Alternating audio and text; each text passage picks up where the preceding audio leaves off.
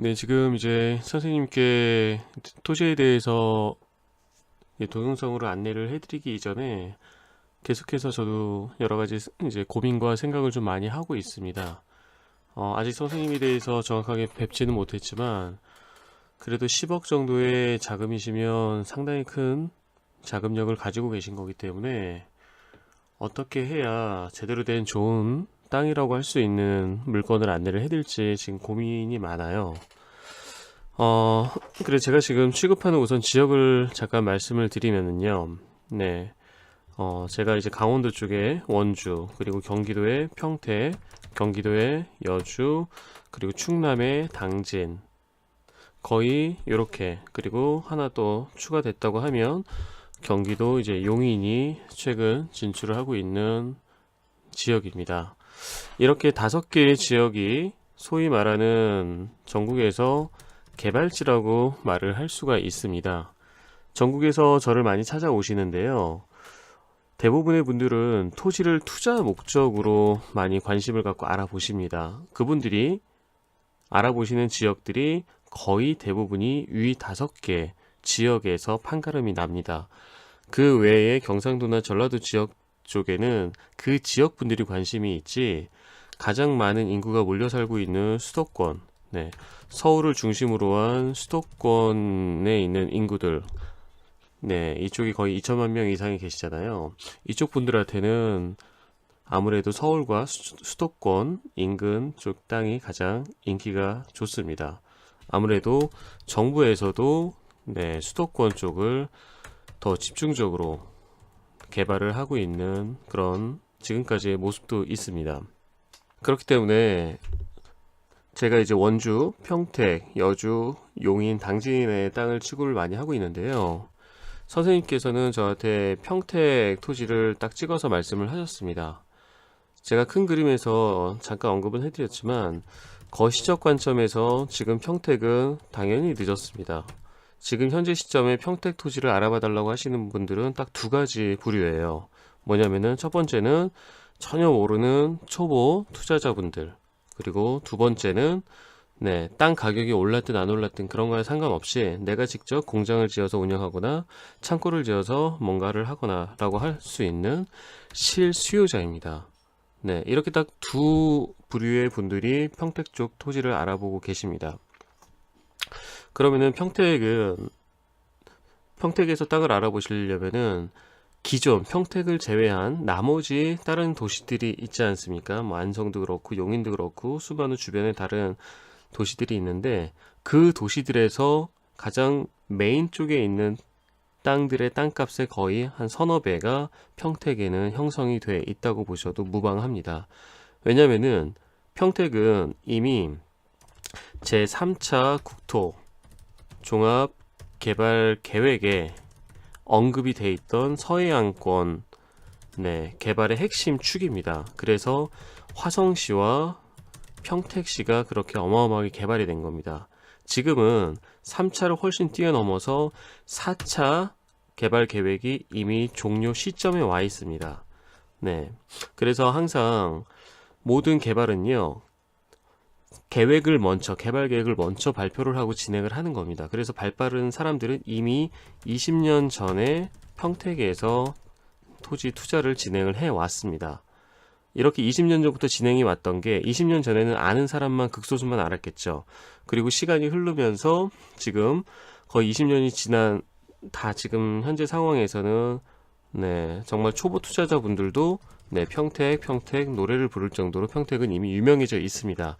삼성이 들어가는 고덕신도시, 미군이 들어가는 뭐 미군 무대부터 해가지고 여러 가지가 많죠.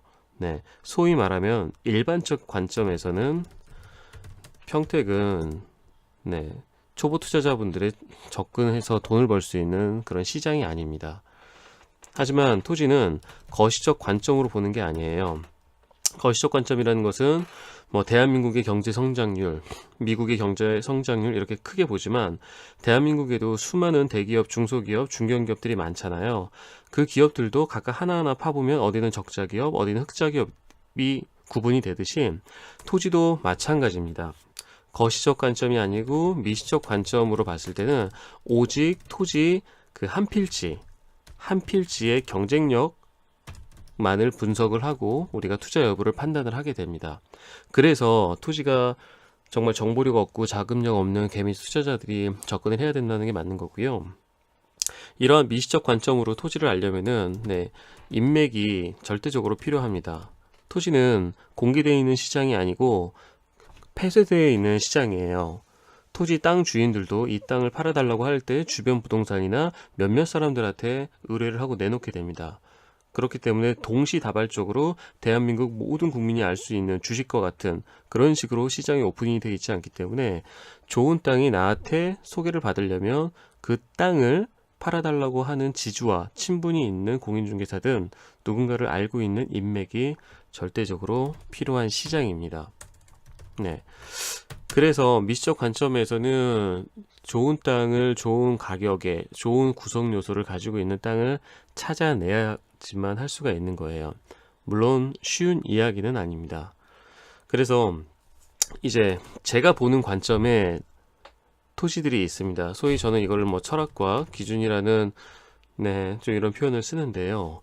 내가 땅을 알아볼 때 과연 어떠한 생각을 가지고, 즉 활용 방안을 가지고 토지를 애초부터 알아봐야 됩니다. 이걸 다른 말로 처음부터 매도 전략을 짜야 하는 겁니다. 매도 전략이 애초부터 나와야 돼요. 땅을 사는 건 돈만 있으면 누구나 삽니다. 하지만 그 땅을 파는 건 누구나 못 팝니다. 소위 땅은 황금성이 어렵다고 하죠. 그렇기 때문에 저는 항상 기본적으로 지금 제가 보는 철학의 가장 첫 번째는 잘 팔려야 한다입니다. 잘 팔려야 한다. 내가 원할 때 원하는 가격으로 제대로 잘 팔 수 있는 땅이어야 합니다. 그러려면 누가 보더라도 괜찮은 땅, 누가 봐도 탐내는 땅이어야지만 가능합니다. 그러려면 도로 조건, 입지, 땅의 모양, 땅의 가격, 애초부터 싼 가격으로 사야 되겠죠. 여러 가지 개발 행위를 할 수 있는 구성 요소 주변에, 그리고 개발이 어떤 식으로 호재가 이루어지고 있는가도 판단을 해야 될 것이고요. 첫 번째는 잘 팔려야 한다 있고, 그리고 이제 땅을 보는 이제 두 번째 판단 기준으로는 수익률을 저는 크게 높게 보지를 않습니다. 물론 땅이 어떤 구성 요소를 가지고 있느냐에 따라서 이 수익률은 달라질 수가 있어요. 맹지를 잡았을 때, 아니면 녹록길에 있는 땅을 잡았을 때, 아니면 현재 가장 메인도로 4차선 변에 있는 땅을 잡았을 때 여러 가지 구성 요소에 따라서 생각해 볼 수 있는 투자 수익률은 달라질 수가 있습니다. 도로만이 아니겠죠. 주변의 개발 호재가 지금 확정돼서 공사 중인 거냐, 아니면 소문만 있는 거냐, 아니면 계획이 있는 거냐에 따라서 수익률은 달라질 수가 있겠죠. 저는 기본적으로요, 투자 기간부터 한번 좀 말씀을 드리도록 하겠습니다. 저는 토지를 바라봤을 때 땅을 오래 가지 않습니다. 개인적으로 제가 제 땅을 투자할 때도 그렇고요. 기본적으로 저는 2-3년 주기로 계속 돌립니다. 사고 팔고를 합니다. 2-3년 동안 하면서 수익률은 어느 정도로 보냐면요. 수익률 같은 경우는 양도세 및 어떤 복비, 수수료 다 제하고 순수익을 기준으로 말씀을 드리는 겁니다. 2년 기준으로 한번 볼게요. 2년 기준으로 봤을 때 제가 보는 기준은 한 15%에서 많게는 50% 정도까지도 보기도 합니다. 이 15%에서 50%가요. 그냥 제가 희망상으로 말씀을 드리는 게 아니라 거의 지금 9년 가까이 제가 땅을 하면서 저희 회원분들한테 이런 식의 수익률을 이미 내드렸습니다. 그런 지금 일종의 케이스 바이 케이스 사례들이 있기 때문에 말씀을 드리는 겁니다. 이러한 투자 기간 2-3년 굉장히 짧은 거죠. 수익률 15%에서 많게는 50%가 나는 경우는 굉장히 드물지만, 그리고 내가 원할 때 언제든지 팔 수 있는 이러한 구성 요소를 가진 땅은 어떤 지역을 가든 간에요. 서울이든 부산이든 어디 해남 땅끝마을을 가든 간에 거의 상위 1% 안에 드는 핵심 땅들이에요. 그래서 저 같은 경우는 땅을 구하기가 굉장히 어렵습니다. 쉽지가 않아요. 그래서 저 같은 경우는 2달에 한 건 계약을 할까 이 정도입니다. 저도 참 돈을 벌 생각이었으면, 수수료 많이 받고 할 생각이었으면은 그냥 아무 땅이나 고객분이 좋다고 하면 중개만 해주면 그만이지만, 저는 중개사이면서 고객의 자산을 컨설팅 해주는 돈을 벌어들이는 입장이기 때문에 그 이제 책임과 의무가 네, 전 좀 상당히 많이 무겁게 느껴집니다. 그래서 제가 이제 대략적으로 제가 땅을 보는 이런 철학과 기준을 말씀드렸고, 그리고 위에서 제가 어떤 지역을 취급하는지를 말씀을 드렸습니다. 그리고 선생님께서 평택 토지를 말씀하셨을 때 지금 현재 평택은 어떤 생각을 가지고 접근을 하셔야 되는지도 한번 말씀을 드렸습니다. 토지는요, 가장 좋은 게 이런 겁니다.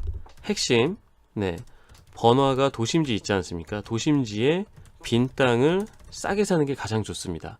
그러면은 개발 호재건 뭐건 필요가 없습니다. 이미 주변에 상권이 갖춰져 있고 한 곳이기 때문에 그런 곳에 빈 땅이 있다. 근데 싸게 살 수 있는 기회가 있다. 네, 무조건 잡아야 되는 겁니다. 그리고 핵심 번화가가 아니고 핵심 번화가에서 이제 새롭게 조성이 되는, 네, 신도심지, 방금 당진시청 주변과 같은 곳이죠. 신도심지에 이제 원형지를 매입을 하는 것이 가장 좋습니다. 네, 개발 호재랑 상관이 없습니다. 토지는 대부분의 분들은 개발 호재 때문에 땅을 알아보시는 거예요. 전철이 들어온다, 삼성이 들어온다, 뭐가 들어선다. 그러면 땅값 오르겠지. 네, 근데 그런 것들이 차질이 빚고 취소되고 늦어지면, 네, 내 투자 계획에 영향을 받습니다. 그렇기 때문에 개발 호재랑 전혀 상관이 없는 이러한 이미 도심지, 그리고 새롭게 도심이 조성되는 곳, 이런 데 땅이 가장 좋습니다. 그리고 일반적으로는 이제 방금 말씀드렸듯이 개발 호재 주변의, 네, 약간 시골 분위기의 그런 일반적인 이제 전, 답, 임야가 될 것입니다. 투자를 하는 게요. 거의 90%의 분들이, 네, 3번 시장에서 움직입니다. 왜냐, 여기가 땅값이 싸거든요. 허허벌판이고 싸기 때문에. 그리고 1번, 2번은 정말 어느 정도 자금력이 있으신 그런 상위 한 10%에 있으신 분들이 움직이시는 겁니다. 그래서 제가 지금 말씀드리는 땅들도요, 거의 대부분은 1번과 2번에 있습니다. 왜냐, 그래야지만 잘 팔리고 원할 때 투자기간 2, 3년, 그리고 수익률 이런 식으로 내가 원할 때 언제든지 만들 수 있는 게 1번과 2번입니다. 3번으로 넘어갈수록 이제 1, 2, 3번 제가 보는 철학과 기준이 조금씩 늦춰지게 되는 겁니다. 상식적으로 그렇죠.